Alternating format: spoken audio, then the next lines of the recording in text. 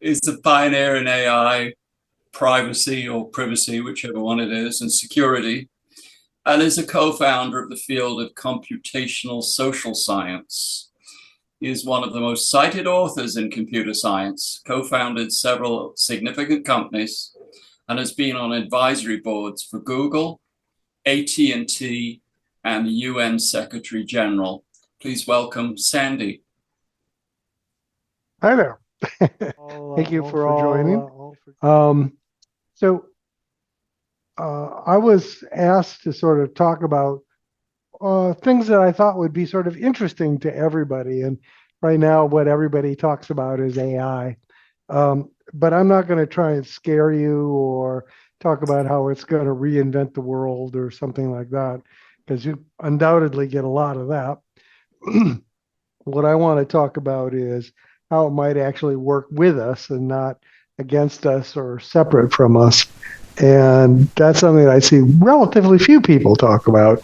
And it's sort of the area that we focus. And let me just put up some slides. Let's see if we can make this all happen. And you should see things there. Good. Oh, let's see if that's going to work. Let's try that again. There we go. A little better. So I call it human AI synergy. And the idea is we would like this AI stuff to work with us, not against us, as I said. So what I'm going to do is I'm going to go through a couple different things. One is a little bit of background. What is this AI stuff? Because if you read the newspapers, you don't have a clue what's actually happening. It's all, shock stuff. They're going to like eat our brains or something. And all this crazy stuff. And they don't, and perhaps the reason is that it's not as exotic as they make out.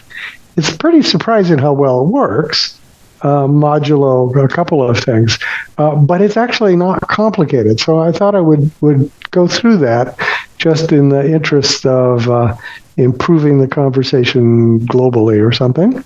And then the next thing that people say is, okay, but is it going to take everybody's jobs, or are these going to be robot overlords or whatever?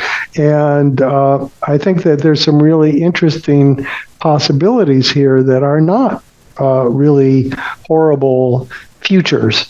And so that suggests that what you want to do is aim for the good things, and that'll keep you away from the bad things pretty much naturally, but you want to be aware of that. And then the final thing is secure AI. And what that means basically is you should get what you think you're getting and not something else, not something that's trying to persuade you of something or control you or rip you off in various ways. So you'd like to be secure as much as possible. And what I see is that none of the companies out there are really thinking about it. They're beginning to think about it, like Microsoft and Salesforce and people like that. But it's just beginning. So I want to talk a little bit about what we're doing there. And what I'll do is I'll stop at the sort of end of these things, these sections here, and just we can have a little bit of a conversation. Okay? So understanding AI. So the thing to remember always, no matter what you hear, is that AI is just patterns in data. It is not, the spark of life or any other sort of thing you hear. And if the data is better, then the AI is better. And that sets up almost everything. That says why AI is so hungry for data, why the companies using it are so hungry, because that way they can better define the patterns and use better data, which means you can get better performance. If you want to control what AI does in various ways, you have to begin to control the data. So traditionally, we've thought of data as just being the sort of exhaust or stuff we leave by the side of the road as we go about our lives. But now it's really sort of a first-class object. It's something that we have to pay attention to because it has value, because it gives people power, sometimes power over us, power over other things. That can be good or bad. It can be In the field of medicine, it could be power to predict things, but in the wrong hands, it could be power to manipulate you. So it comes back to knowing what it is these things are trained on and what it is that they're doing and keeping track of that. And I should mention that if you're interested in all these things, I work pretty closely with the chief AI regulator of the European Union and a collaborator with a person who wrote the Biden order on AI. And so I know a lot about this stuff, both from the political and inside sort of track and from the regulatory point of view, as well as a computer sciencey point of view. So let me give you a short history. And I think maybe the average person here is old enough to remember a fair piece of this, but maybe not all of it. And maybe you weren't paying attention to it when it happened. But if you read the press, you'd sort of think that AI was this brand new thing that just popped out of a box somewhere. But actually, it's been around as the name AI since the mid-50s. The fellow who, I have an endowed chair at MIT, which just means they pay me, basically. And the guy who gave me that was Marvin Minsky, and he was one of the people that came up with the name AI. And the reason he came up with the name AI is because it would scare people. It's like the Golem or Frankenstein's monster. It, gets people's attention. It gets funding from the government. Works beautifully from that point of view. But it's sort of bogus. In the sense that, is it really intelligence? Is it really artificial? Maybe it's just different, et cetera, et cetera. In the 50s, there were three types of AI that were experimented with. And this is sort of, small backyard experimenting mostly. One was neural nets, which did basically nothing for about 70 years. And then as computers got faster, it turned into the AI we have today. So it took much faster computers to get there, but basically it's the same thing that they were doing in the late 50s. There was also logic machines. That's what Stanford really sort of put its bet on. It never really went too far except for understanding computers and proving that things actually work the way they say they work. And then there was a third wing, which was often called cybernetics, and it branched off pretty quickly because it was useful. And that's sort of more about solving equations and systems of equations to find the best answers. So one of the things that's most notable is a thing called optimal allocation. It's basically solving systems of linear equations with constraints, but it was a hot thing. And there was a fellow in Russia that published a book on this and argued that you could run the entire economy by having models of inputs and outputs and solving this equation. And in fact, he won a Nobel Prize, and the USSR adopted this as their method of central planning, which didn't work out very well because they didn't have the flexibility of what was happening and the models for what was happening. The optimal allocation stuff works. It's everywhere today. It's in your spreadsheet. It's in your path planning on your phone. It's everywhere. But it's not good for running big things because we can't really describe the big things. We don't have the data to be able to know what it is we want to do and what to optimize. So that had some real problems. It was very successful at some things, not in others. And around late 70s, early 80s, people said, well, maybe these equation things, these laws of economics and stuff isn't the way to go. Maybe we need heuristics. We need, what human experts say you should do, because they're used to splitting the difference and not being perfect, but being good enough. And so people began to build rules into these so-called expert system AIs to be able to manage things. And the first applications were things like planning parts for assembling a big power plant or things like that. Worked brilliantly. People are terrible at it. This was great. But one of the bad things that happened is that people in charge of banks and hospitals and government also looked at that and said, hey, we don't need any more bank branches. We don't need any local clinics. We don't need any local management of government. We'll get rid of all that and make it this central expert system where it's uniform everywhere. And as a consequence, today, we don't have much in the way of like cooperative banks. We don't have much in the way of local clinics. We don't have much in the way of local control over our government because everything's run by these AIs of the 1980s. Now, they're not called AIs in 1960s, 1980s. So 1960s are called optimization systems or operation systems. 1980s are enterprise systems. They were called AIs for a while, but they found out they couldn't sell it as well, so they called it enterprise systems. So that went along for a while, and then it turned out that these were okay, but they aren't really good for business to customer things. So they started to crowdsource behavior. So one of the things that happened, everybody started using the web. There was data about all the things that you bought, where you surfed, things like that. And so you had all this data, and you could begin using that to sell advertising. And that's what we see today almost everywhere. We see big companies scraping data off of everything and using it to essentially to put things in front of your nose that they think you'll buy, or to be able to persuade you. And the political parties do this too.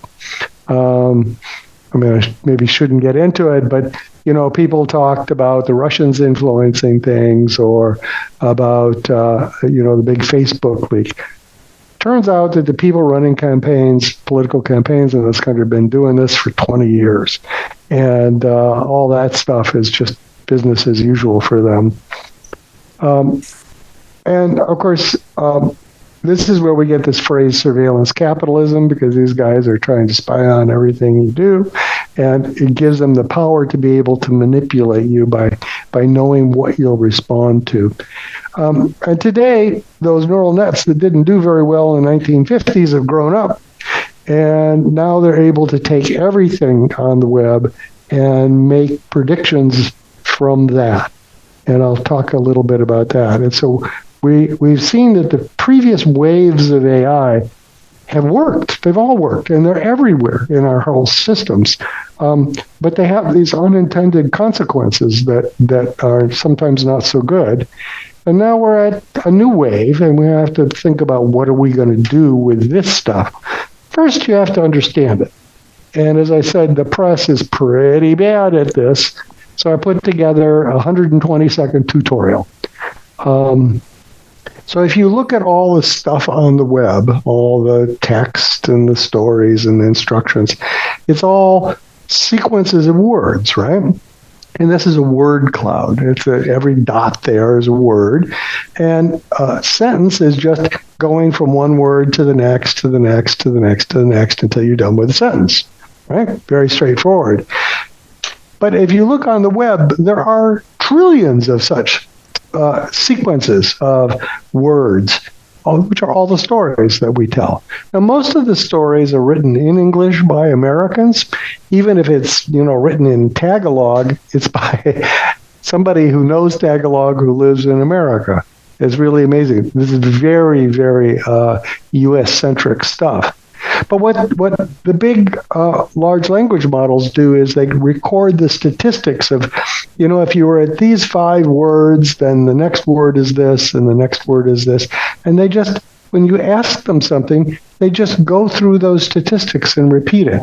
So they take all those observations of word frequencies, they put it through this neural net, which basically sort of squeezes it down and gets rid of some of the randomness, some of the really unusual things, to be able to say, what are the probabilities of everything to everything else?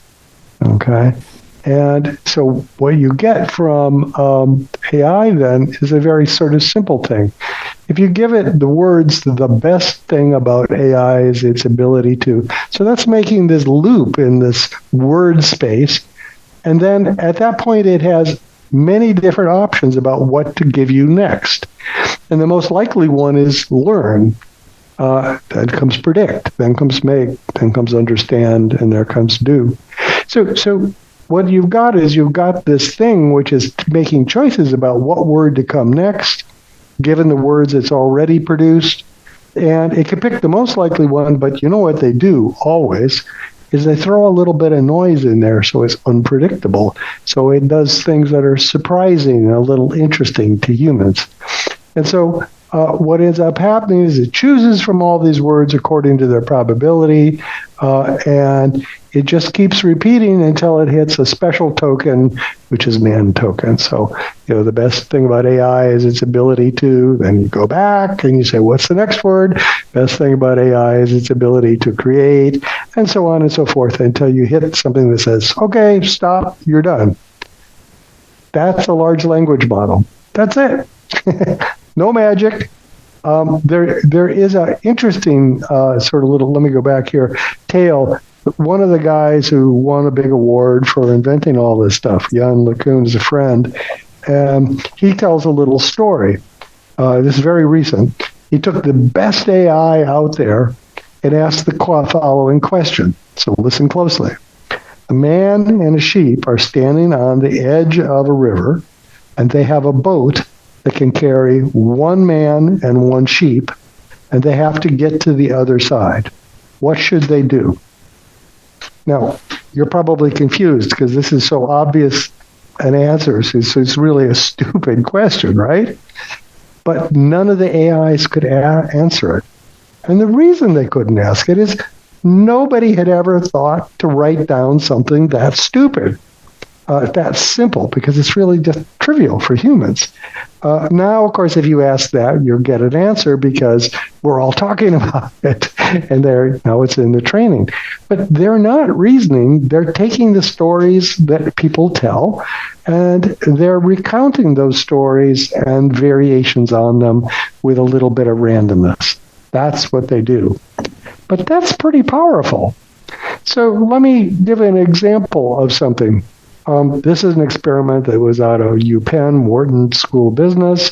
What they did is they asked a bunch of humans to brainstorm about what would be good products that people would like to buy in the future that cost less than $50.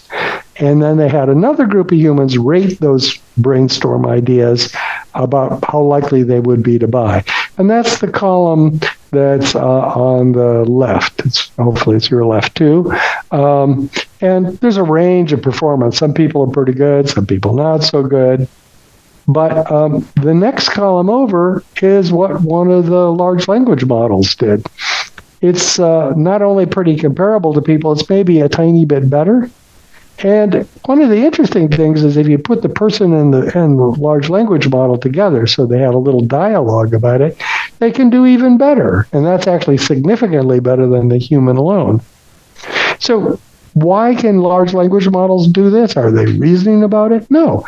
They've just seen a lot more examples than you or I or any other human.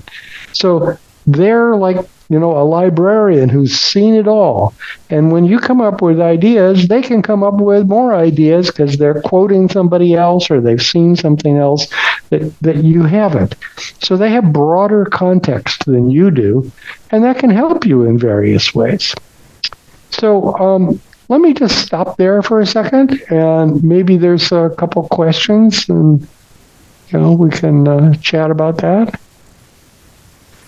Or maybe not. I don't think it's so much a question, but I think Celeste has made a comment about, is that the shortened version, EX example, is it? Describe the infinite, be brief.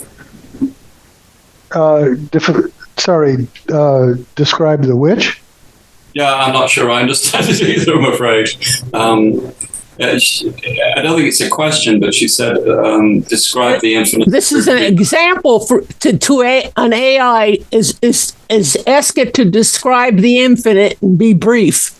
Oh, well, so what it'll do, it's heard lots and lots of people talk about this, right? Because it scraped everything on the web. And incidentally, it scraped really junk stuff like 4chan and parts of Reddit that you don't want to read. And so it has all these opinions and things that people have said about that. And when you ask it that question, what it's going to do is go into that part of all the things it's seen and just start producing an answer based on the statistics of what all the humans have commented on. So it may come up with some crazy ideas. They may come up with wonderful ideas, but it's all based, it's a little bit like Google search. Google search doesn't produce anything new ever. What it does is it finds things that people found interesting, and they links to those things, right? So it's saying, hey, this is a popular answer. And the LLMs are doing sort of the same thing, but in a more sophisticated way. You just have to keep remembering, they don't know anything. Right? They're just, somebody once called them noisy parrots. I think that's a pretty good description. Another question is, how does this relate to creating deep fakes? So if you take all those images, all those words that people say, and you take the images that go with the words, because a lot of times people will produce an image or take an image and they'll describe it, they'll talk about it, right?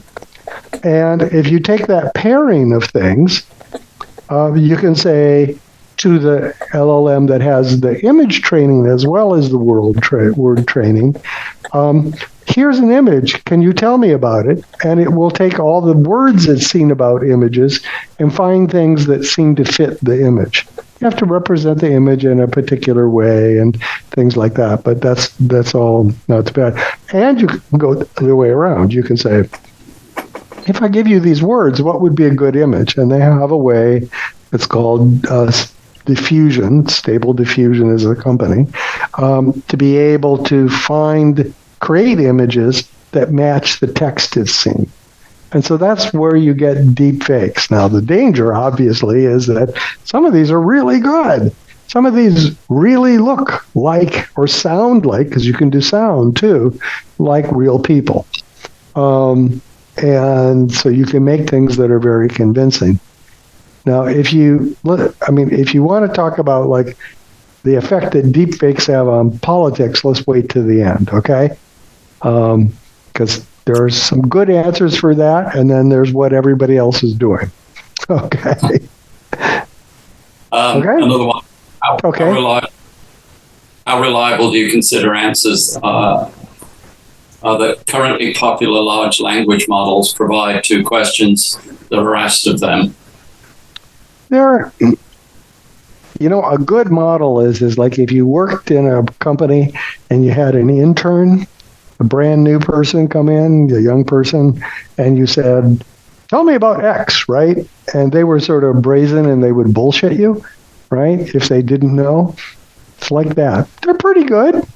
They'll occasionally bullshit you, right? Because they don't know. One of the things that people are doing is to make them much, much, much better is what's called retrieval augmented generation. So when you ask a question, they then essentially do a Google search to find all the web pages that have information about it. And then they give you a summary of those web pages. So they're not making things up anymore. What they're doing is giving you a summary of what a database has had. If you have a database have true facts in it, like it's just all the science papers or something, then you will get good science answers out of it. So people are addressing the deep fake problem, the hallucination problem pretty well. And I'd have to say, for the sort of best types of things, which are not typically the commercial ones at the moment, but I think will be, they're pretty much comparable to a person in terms of hallucinations and bullshitting. Excuse the language. Google is now saying it has AI. Is it really doing anything different or just using the latest buzzword? Google Maps, you're saying? Just as said Google. Oh, Google. Yeah, no, they're using AI. Those little summaries you get at the beginning. So what, again, they are doing sort of what I just said. What they're doing is they do a Google search. They find a bunch of web pages that match your keywords or your query. and then they give you a summary of all those web pages. And so that's genuinely AI. It's genuinely using this stuff.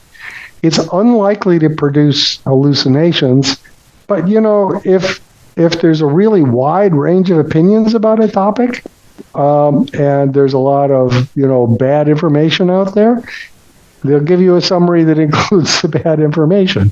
But it's telling you what people think. It's not telling you the truth. That's an important distinction. I had a question as far as teachers are concerned, because I guess that was something I was paying some attention to, was students producing papers that have been using AI. I guess one clue might be when a lot of the papers are very similar. Yeah, I don't have the answer for that. The analogy, of course, is in math, where people used to ask kids to, multiply two numbers together and divide by 37, and now calculators do it. So they don't ask those things anymore. It also turns out that one of the things that these AIs are really good at is helping you write, not writing for you. The writing that they do is usually not very high quality, but they can sort of say, well, what most people say is this sort of structure and these sorts of topics, and remember to mention this, because that's what most people do. And then you can start with that and add your own sort of views and things to that. And that seems to be a recipe for doing better than doing it without the AI. Okay. Question here is, can you train AI on the greatest opera tenors and use that information to tweak a moderate tenor's recording sound as good? Yep. Absolutely. And you can write books like, plays like Shakespeare. What you'll find is if you're asking it to do something extended, then it's not, it may use the language of Shakespeare, but it won't be quite as interesting because it doesn't really know what it's doing.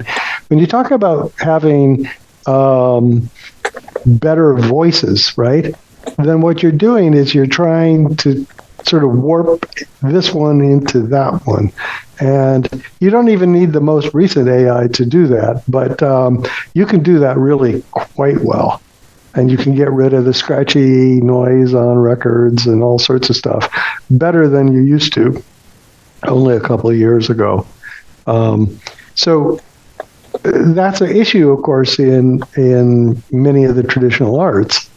It's like, why hire the best opera singer when you can make the less better one sound as good? But of course, the thing that's going to be missing is the nuance and timing and emotion of the best one versus the mediocre one. It's unlikely that AIs will be able to do that in the near term. Why don't I go on to the next thing here, and then people can ask me some more questions, because I'm going to talk about AIs and people together. So we've gotten a couple of questions of that sort. Okay? And then we can go back to all the questions. Okay, good. I was just watching the time, too. So where do people fit in? So one of the things that is not so good in our society is we're not very good at upscaling people. So schools are not as good as they ought to be by far. And what's even worse is that if somebody doesn't, do so well in school, and their first job is sort of a low-skill job, they're very likely not going to be able to escape low jobs. That's what this is showing. This is all the people in the United States, their whole career. There's like hundreds of millions of people over 30, 40 years. And the red things are people taking medium-skill jobs and the transitions that they have. So the fact that these three different colors aren't completely mixed tells you that if you start off in a high-skilled job, you stay high-skilled. If you start in a medium-skilled job, you stay there. If you start in a low-skilled job, you stay there. So we have this sort of implicit class system where, If you start on this rung of the ladder, it's really hard to get off that rung of the ladder. And one of the things that's really interesting is that LLMs and large language models have the potential to really help in this sort of thing. So I said, so if you look at all the tests people do of ways to use LLMs with people, it turns out that people who are really good at something don't benefit all that much usually from these large language models. They can get faster, but they don't get better. So they can get a little more productive, but like the code or the writing or the problem solving they do isn't actually better. The medium skill workers, on the other hand, benefit a lot. So not only are they more productive, they're better productive, right? That's pretty interesting. So this is like replacing all the problems that we don't deal with in school. So why? Well, a lot of the discussions talk about people as rational individuals or sort of rational, but actually most of what we do and most of what we learn is influenced by other people who are like us. So, the number of people who read a manual is about zero. I mean, I know there'll be some people that do that, but most people turn to the guy next to them and say, what button do I push? And that's how you learn. So or you watch somebody else and you say, oh, they put on the green one, right? They're the whatever. And that's how people learn the overwhelming majority of stuff. Even if you think you read the manuals and are very logical, if you actually look at all of your day-to-day activity, it's mostly things that fit in with other people and are learned from other people. So why is this? Well, because it's actually an easier way to learn and more evidence, and we're just tuned for doing that sort of thing. So if you were going to train people, you'd give them that sort of context or awareness of what other people do.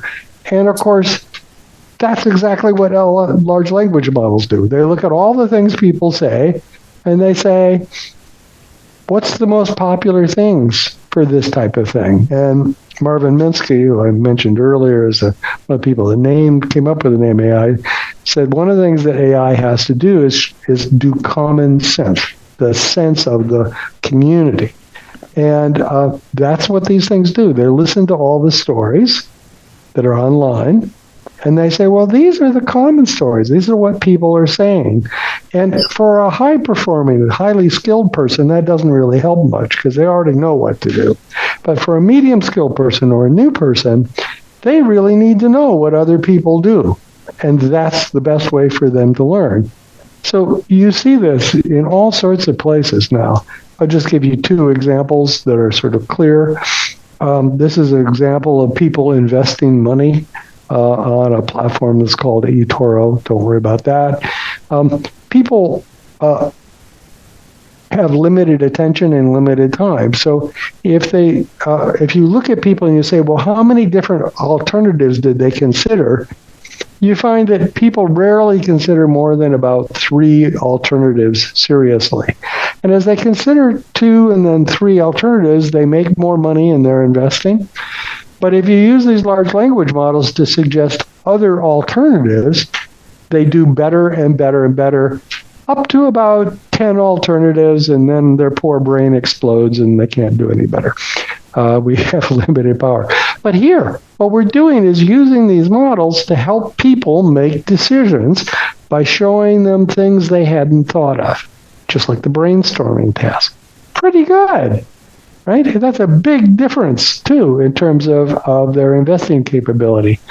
And it's not just, regular people that use it. These are financial experts.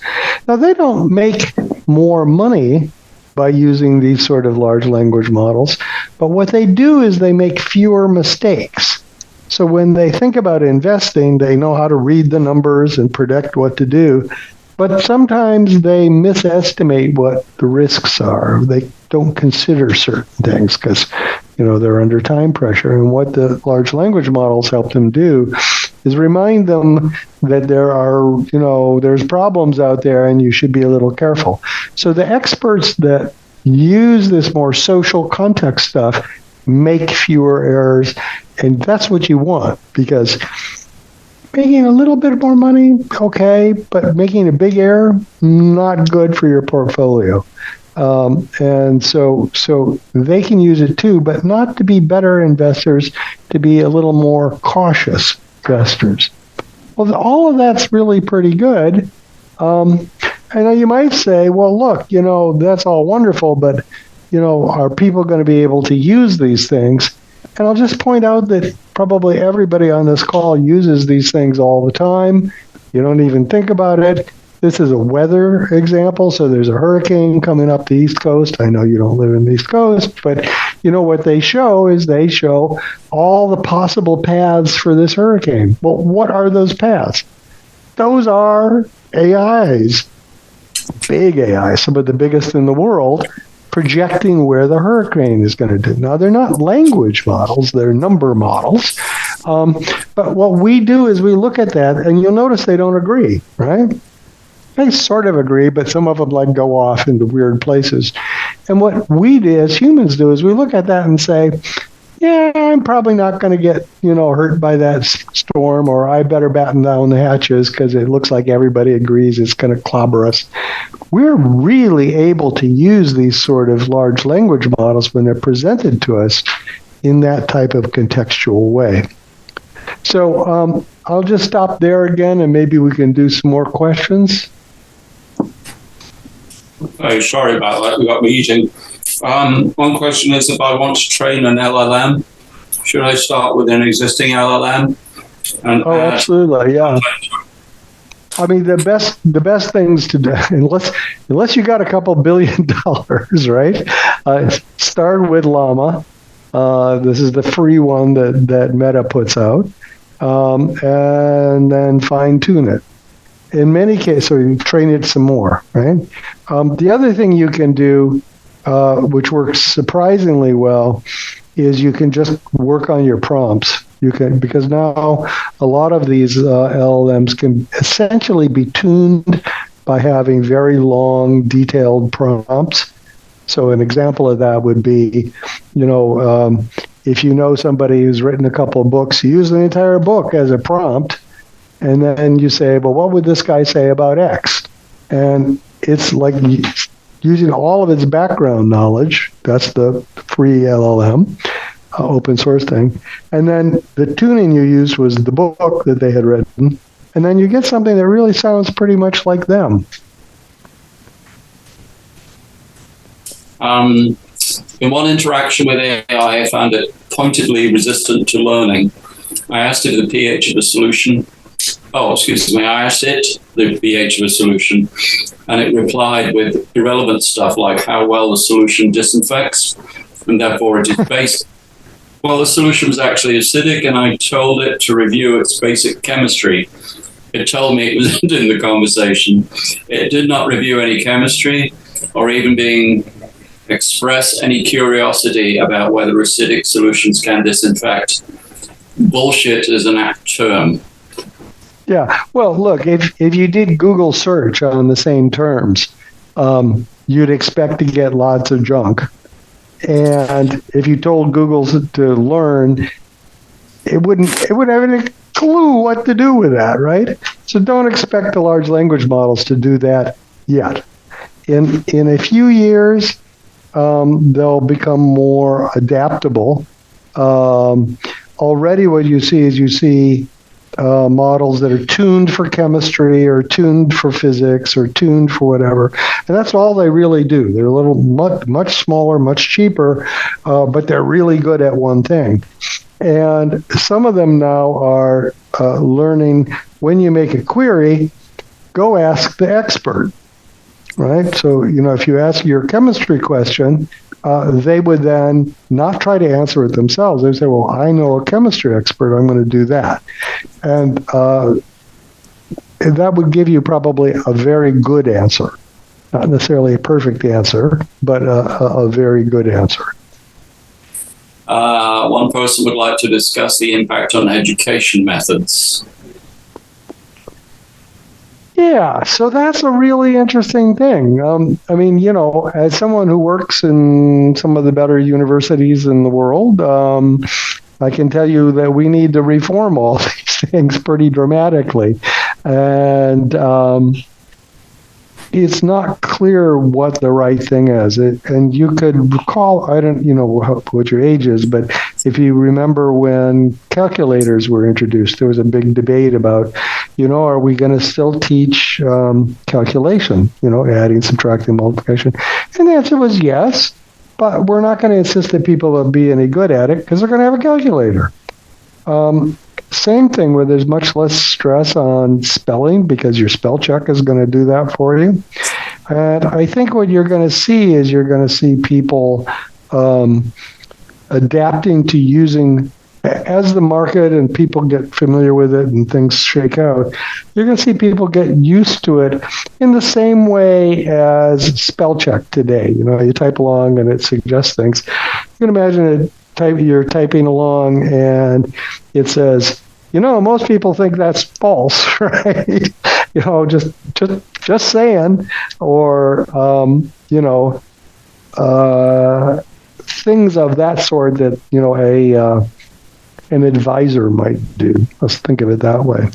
And I'd expect that you'd see that people would be familiar with that, and that type of thing would be fairly common in education, which means that people have to understand the sort of broader picture, how everything ties together, but they don't have to be quite so focused on remembering all the details.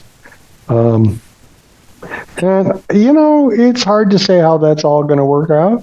People always stress about this. I'll tell you a little amusing story. Back in about the year 1500, you had printing presses making printing cheap for the first time. And there was a great deal of worry about how this is going to destroy culture, right? Because you didn't have to know all the facts anymore. You didn't have to be an expert. You could just look it up, right? And it also meant that the people that controlled the story, which was the king, the pope, etc., like that, would have less power because other people could get their stories out there too. And of course, what happened over time was kings and popes had less power, and there were a lot more variations. And in the longer run, what happened is people became literate and began to have more capability to do the not so much detail stuff, but broader type stuff. So that's a positive story, and one hopes that we could do that. It's not 100% clear that that's the way things will go, but it's really clear that something will change out of all this. So, there you are. I don't know the answer, but that's a view on it, okay? Celeste has a hand up. Yes. I was the one who asked that question about education because I see AI as possibly causing the term papers to become defunct. And what infuriates me is I got all my degrees before this came about. So I wrote lots of papers. And so that'll be a big change in education. It's kind of like they don't even teach cursive writing anymore. That's right. Yeah. Because everything is done on computers, so people don't need to worry about penmanship, except they might need to learn how to sign their name so they can have checking. But everything's electronic now, so checking isn't even. Maybe to register to vote, you need to be able to sign something. But yeah, no, you're absolutely right. It's a big change. And if you think about it, that change for the first time, really, I think, means that the structure and the funding model for universities and schools needs to change. Because if that happens, then it becomes a very different institution than it is today.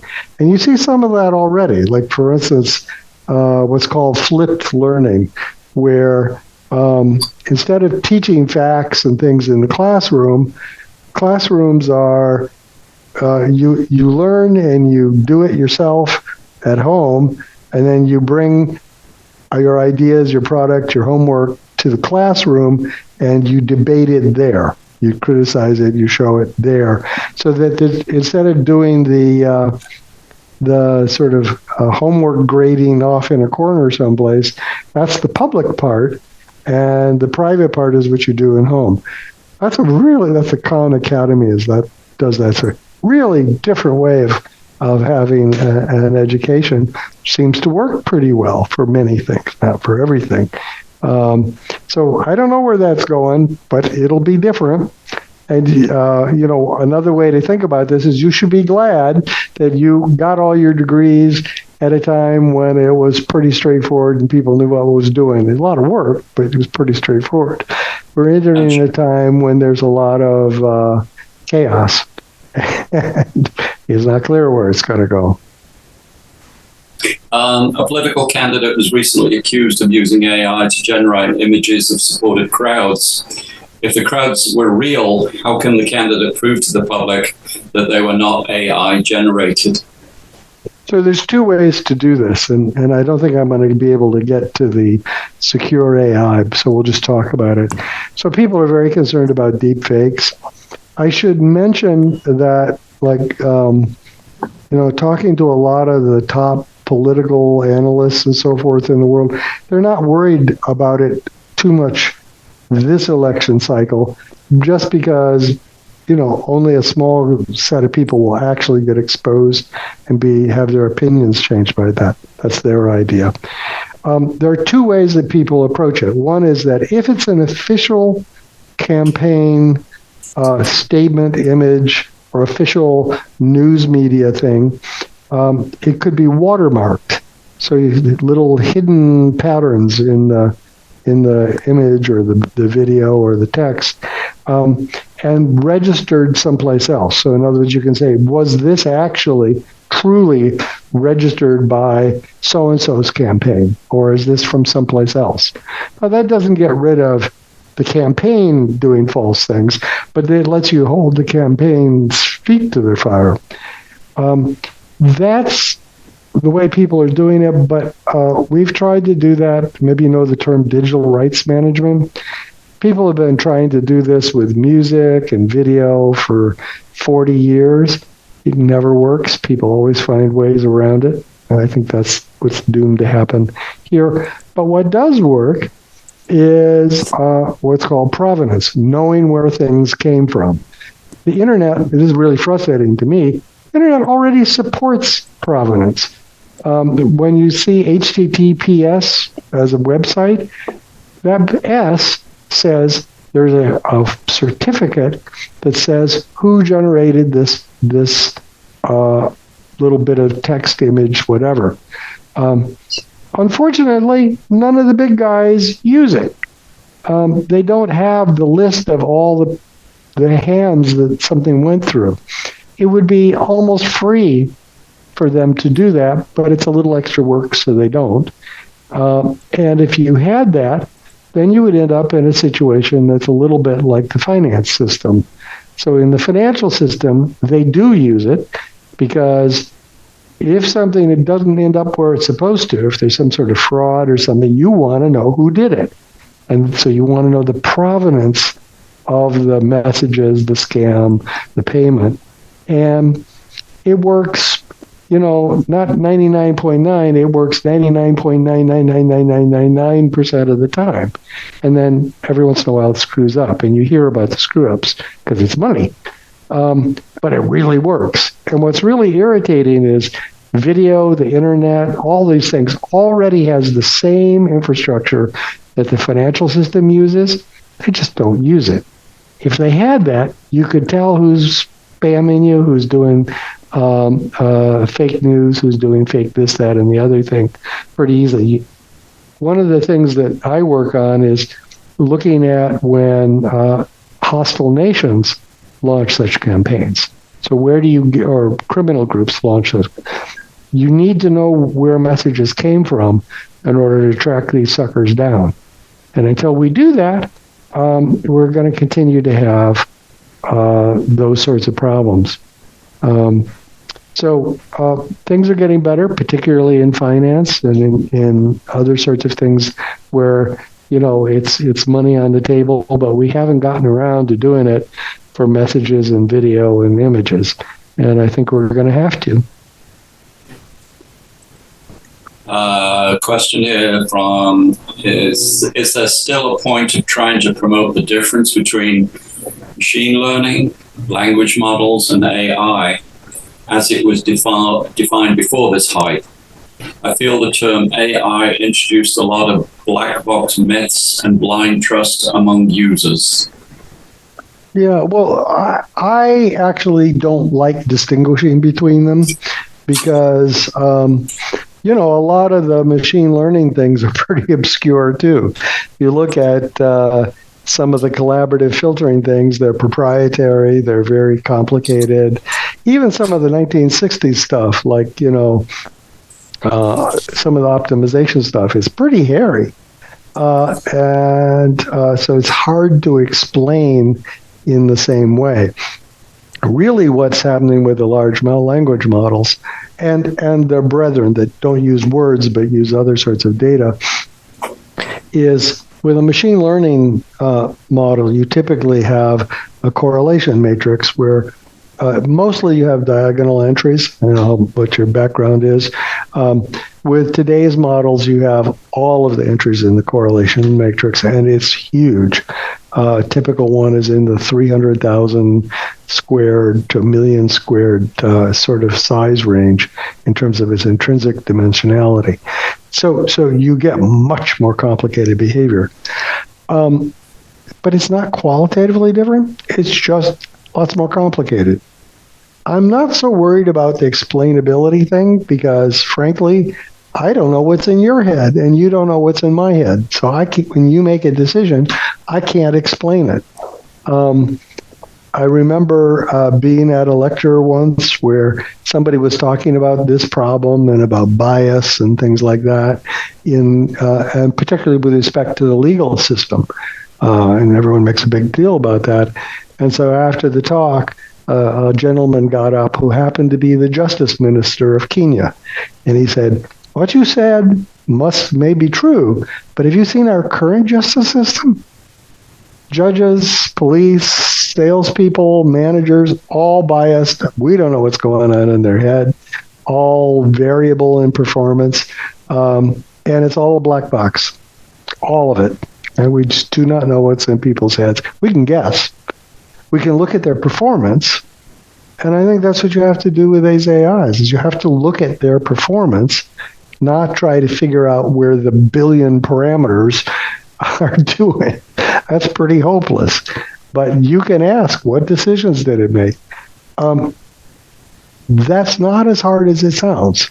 Again, we do this with money. Every time an organization, a person spends money, you note down where it was spent, for what.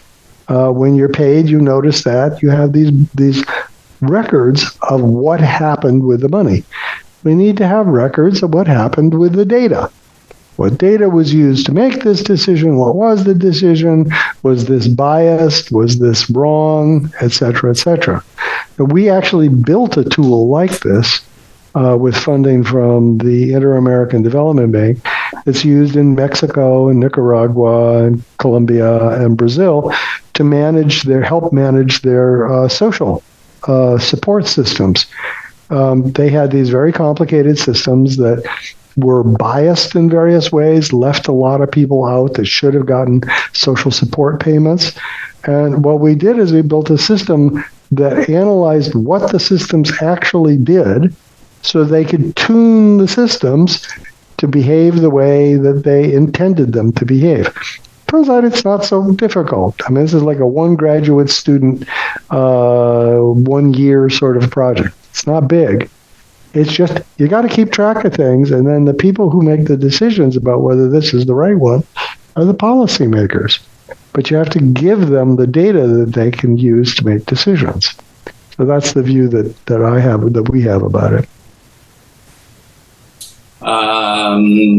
One comment would like to have heard more coverage of training the key to LLMs and self-driving, not just the vast amounts of existing data. I'm concerned about the atrophying of young human neural networks, the brain. The future Yeah. will result in less need for humans solving a problem, since AI will have these answers instantly and for relatively no cost. Human learning as we have known it will become less necessary. It will change. As one of the previous people said, people don't know how to do arithmetic and all sorts of things, but they know how to ask the questions, and it doesn't seem to bother us particularly. Yes, it's a little scary to realize that a lot of the thinking won't be grounded the way it was. But as people regularly point out, almost nobody knows how computers really work. Almost nobody knows how automobiles work. Not really. At some level, yeah, but and that could be scary. But in fact, it seems to work pretty well. You can imagine disaster scenarios where that wouldn't work real well. So you ought to have ways to get people back trained. But I just wanted to show one thing here, and then I'm probably going to have to leave, which is a data provenance initiative. So this is something we do with a bunch of different people in the world. And what we have is we've put together the largest open source data resources in the world, I think, for training large language models. So these are things where the copyright is taken care of. We've done an assessment of the quality of the data, the cultural background of the data, and you can now tune your data for the purposes that you intend and have a certain confidence that you've gotten a reliable model of that data and that the data is in fact reliable. And I think that's an important thing. It's just called the Data Provenance Initiative if you want to search for it. Hope that was interesting to people, and hope you're thinking about all this craziness out there. And maybe we'll see you in person, since I'm moving to the West Coast. I'm going to be out at Stanford. Well, All right. thank you very, very much, Alex. It's been a great talk.